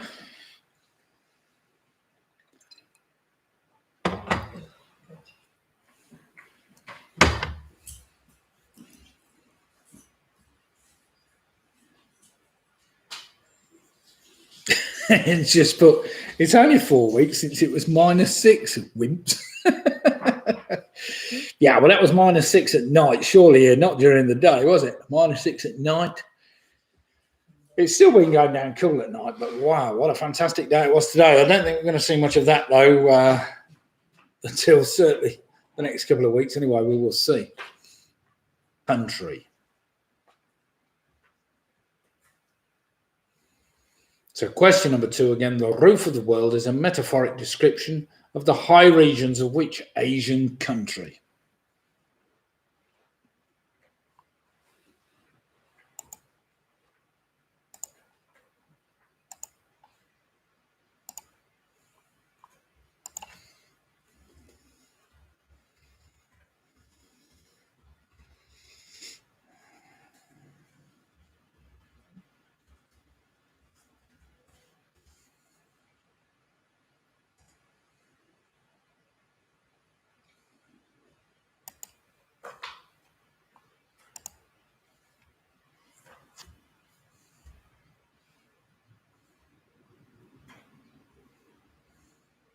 I don't know if I've quite worded that one right, but never mind.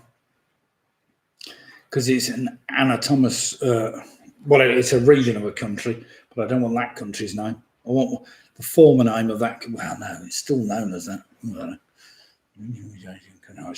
Anyway, you'll know what I'm after. Question number 3. This is important and interesting. Also the most landed on space during gameplay, which is the only property on the Monopoly board that is worth £240. So question number 3, also the most landed on space during gameplay, which is the only property on the Monopoly board that is worth £240.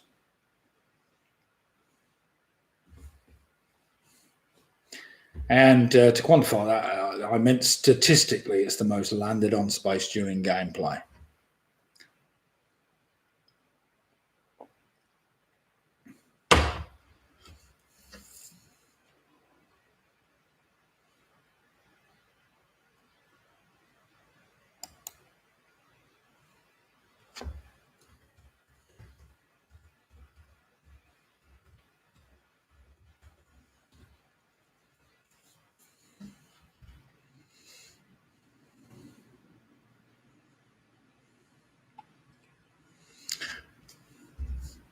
Well, we haven't any more jokes for a minute or two. Come on, everybody. Got any more jokes about Susie Sheep or whatever? I'm sure we can have. Right, question number 4. Which London borough and its environs is represented and covered by the EN postcode area? So question 4 again. Which London borough and its environs is represented and covered by the EN postcode area?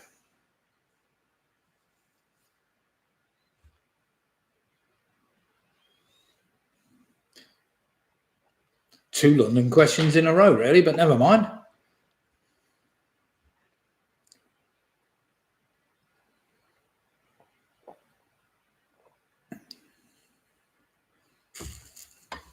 Question number 5. How many years of marriage are celebrated by a sapphire wedding anniversary? So question 5 again. How many years of marriage are celebrated by a sapphire wedding anniversary?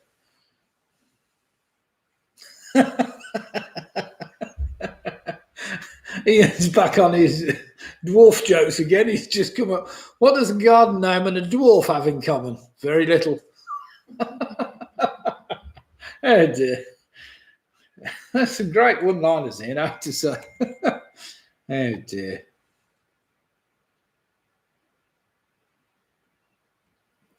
Oh, this is one for the Giffords. They'll know this one. Question number 6. What is the common name of a college at both Oxford University and Cambridge University that means body of Christ in Latin?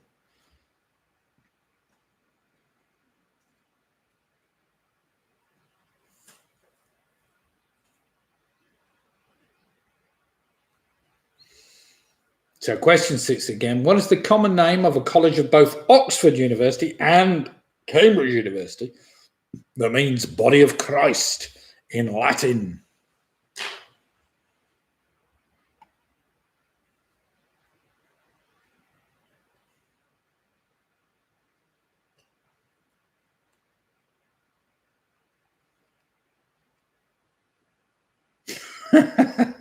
Ada Lovely was just said, I just found a Monopoly set without instructions. What are the chances? Oh dear. You might have to ask the community for some help then. Oh dear. Question number 7. The Miner's Path and the Watkin Path both lead to the summit of which British mountain? So question 7 again. The Miner's Path and the Watkin Path both lead to the summit of which British mountain? It's for all you walkers. Might know that one. Ramblers are us. I noticed all the ramblers were out. The BBC were going on about all the rambling groups were getting back together. And the golfers have all been out as well, haven't they? We'll see. Question number 8 is an anagram, which is pretty straightforward. I will allow you to try and work this out. Methodical halt is an anagram of which team who currently compete in League 2 of the English Football League? I'm sure Ian Miller will get this as a big soccer fan. So methodical halt is an anagram of which team who currently compete in League 2 of the English Football League? Jackie said, we're confused with question 1. Aren't there more than one sign? Wait a minute.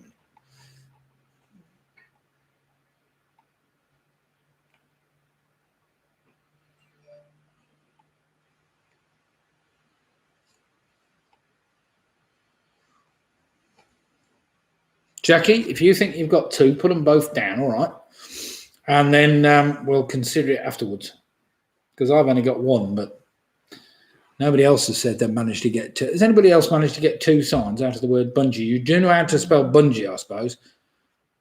Well, as it's spelt in my, it's Bungie. There's no I in it or anything. What's that?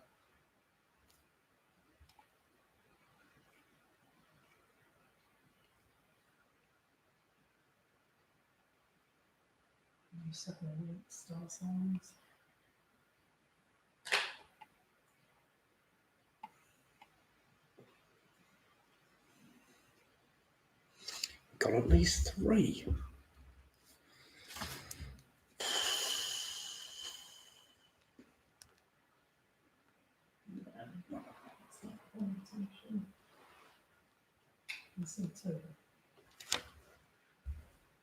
You are? I can see 2.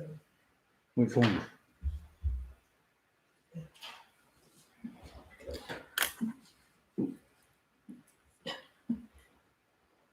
There's 2. What, Libra? Yeah.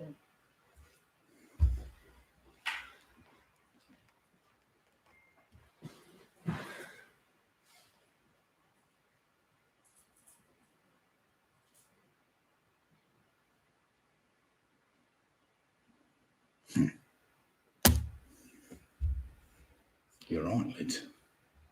Perhaps I spelt it wrong.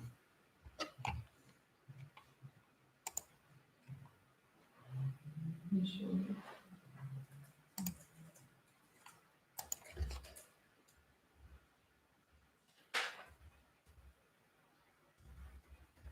Sorry, just having a little bit of a technical issue.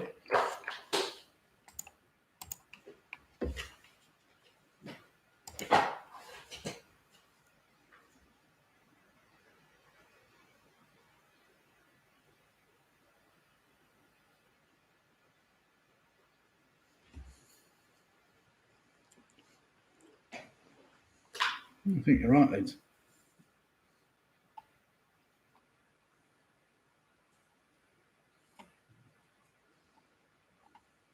Right, where have I got to anyway? Let's get on to question number 9. Question number 9, in what decade of the 20th century was the television license first issued in the United Kingdom? I'll give you the choice. Was it the 1930s, the 1940s, or the 1950s?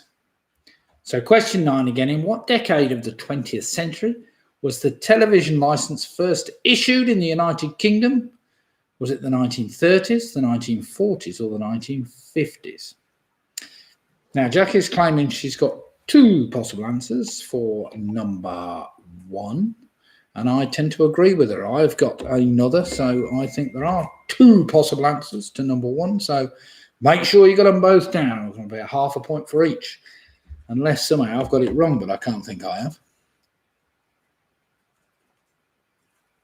In which case, I'll change the question to what are the only 2? Sorry about that.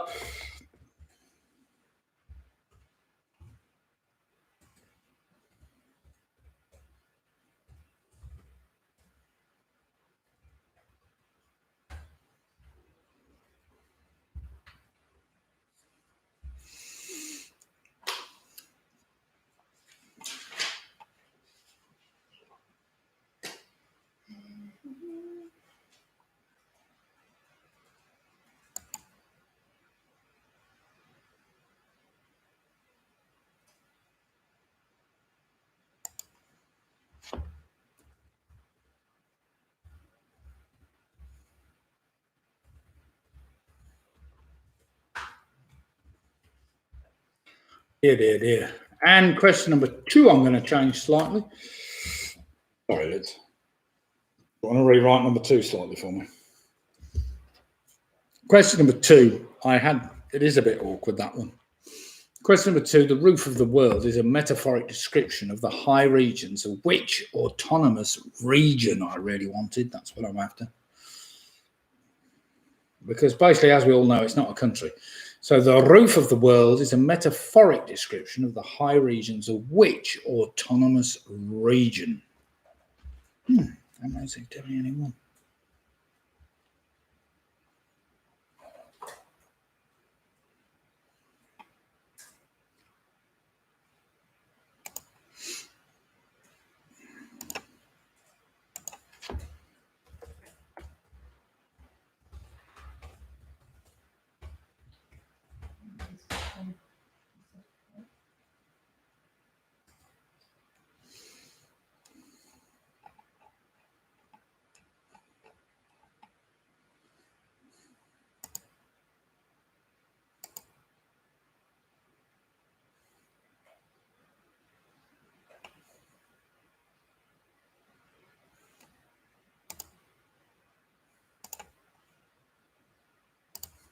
Right, sorry everybody. I'm mucking about trying to investigate my answers rather than actually taking much notice of the quiz, but here we go then.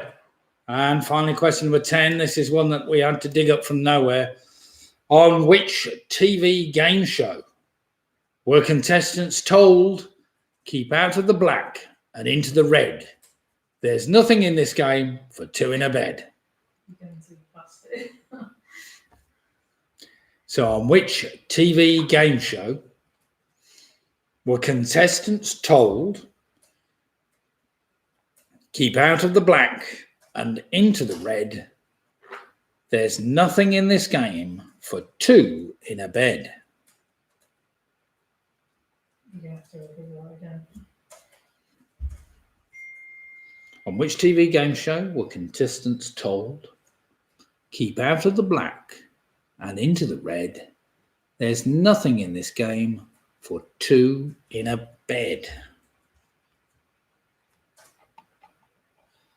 So I have to come over.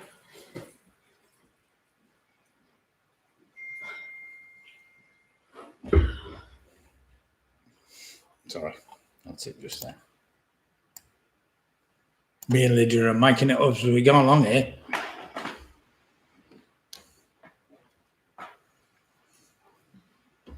Are you sure, Roy? I'm not sure. They couldn't have used exactly the same catch line, could they?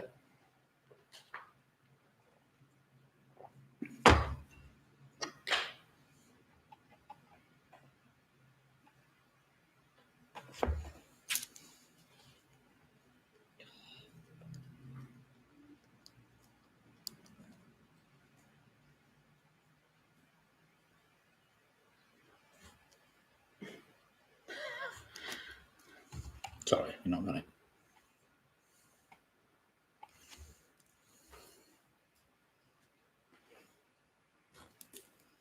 to. Oh, you keep moving. Sorry.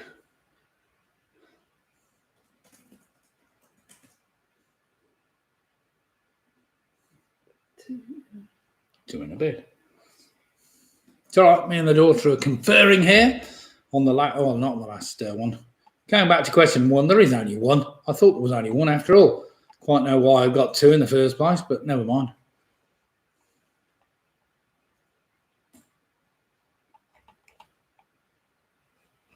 That was Jackie confusing me.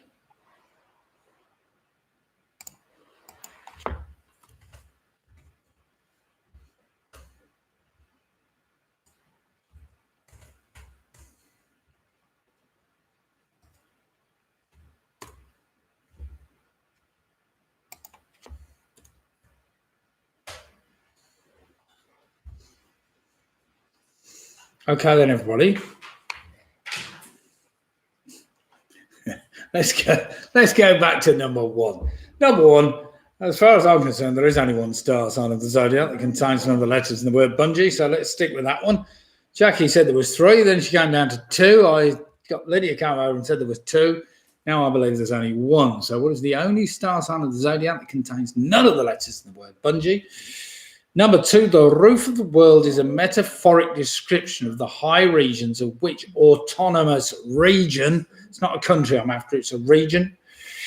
Number three, statistically, the most landed on space during gameplay, which is the only property on the Monopoly board that is worth £240. Number four, that EN postcode, as after which London borough and its environs is covered by that. Number five, how many years of marriage is celebrated by a sapphire wedding anniversary? Number six, what's the common name of the college at both Oxford University and Cambridge University that means body of Christ? Number seven, the Minas Path and Watkins Path both lead to the summit of which British mountains? Number eight, methodical halt is an anagram of which team who currently compete in League Two of the English Football League? Number nine, in what decade of the 20th century was the television license first issued in the United Kingdom? I gave you the choice. Was it the 30s, 40s, or 50s? And finally, number 10, on which TV game show were contestants told, keep out of the black and into the red? There's nothing in this game for two in a bed. Right then, everybody. Let's do some marking, see how we're fared. I trust we're all ready to do a bit of marking. What's that, Treasure? You ready? Oh, sorry. Yeah. Right then, here we go. General trivia. This is the final thing. It's the only star sign of the Zodiac that contains none of the letters in the word Bungie is Scorpio. Scorpio. We did come up with Libra, and then we realised there was a B in it because that appears in the word Bungie. Number 2, the roof of the world is a metaphoric description of the high regions of which autonomous region? That's Tibet, which of course is part of China, really, but Tibet was what I was after.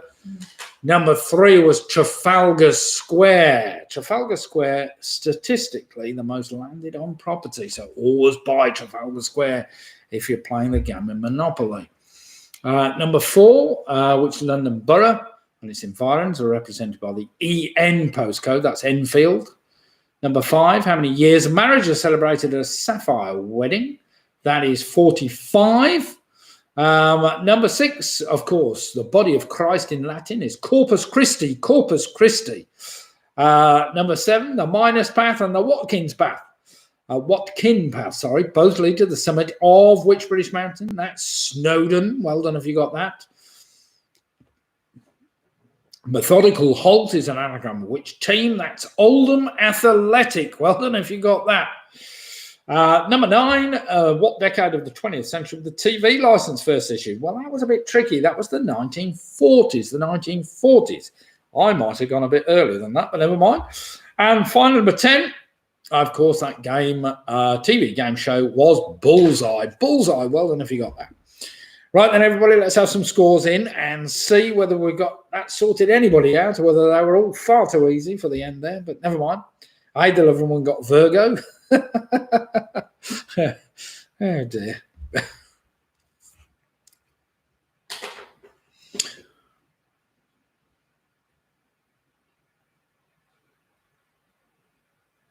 Right, we've got...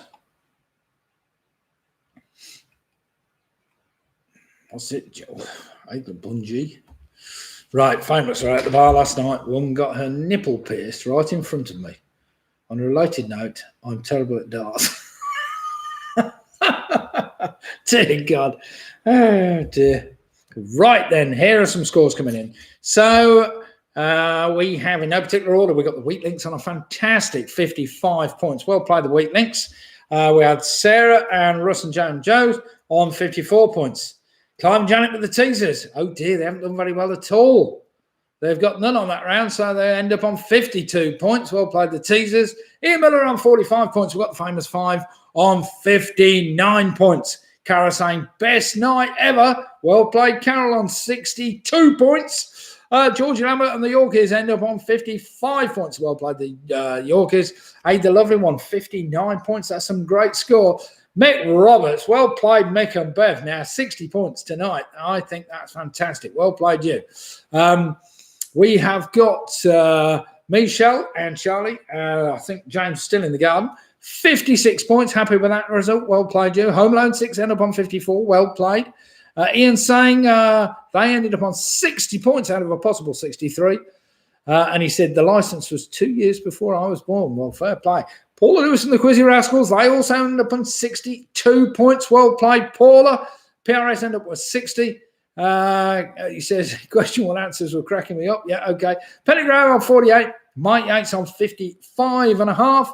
We've got Graham and Jane give a fantastic score tonight. 60 points. Well played them. Yes, as I thought. Clive and Janet, the teasers, they corrected it. They weren't on 52. They were on 62. Don't put yourselves down. Fantastic score. And well played, the teasers. What's that? Why did a man paint a bullseye for the Louvre? Because he liked the arts. Oh, dear. Oh, dear, oh, dear. He liked the arts. Right, split difference end up on 57 points. We've got the Booby Prize girls also. Fantastic score, 57 points. Latham House Lockdown, another cracking score, 56 points.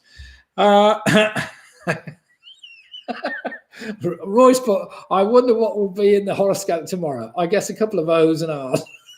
A couple of O's and an H, yeah, okay. Mike saying thanks for the quiz. Thanks for right. Let me just go through the runners-up and the winners then. So winners tonight, we have the Teasers, 62 points. We've got the Giffords, 60 points. We've got PRS, 60 points. We've got Paul Lewis and the Quiz Rascal, 62 points. We've got Ian and Harry and his bottle of jams on 60 points. We've got Mick Robertson, 60 points. Carol Green, 62 points. Well played, Carol.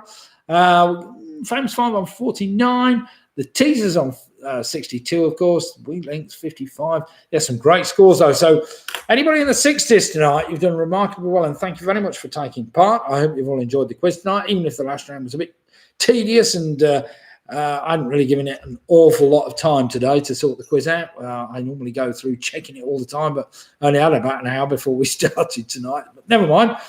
Anybody with 62, though. So we've got Carol Green, we've got the Teasers, and we've got Paula Lewis and the Quiz Rascals, all ending up on 62 points. And then we have PRS, Mick Roberts, and Graham Gifford. The Giffords are all on 60 points, so well played them. I don't know if there's anybody on 61, but fantastic scores anyway. So thanks everybody for taking part tonight. Do come and join us on Sunday night, where we will be having 6 more rounds of intriguing trivia with some more questionable questions, just to keep you on your toes. Do remember to try and keep those jokes coming. The more the merrier, and we'll look forward to seeing you on Sunday night to take part in another few rounds of quizzing. So good night all, and stay safe, and we'll see you Sunday. So good night all.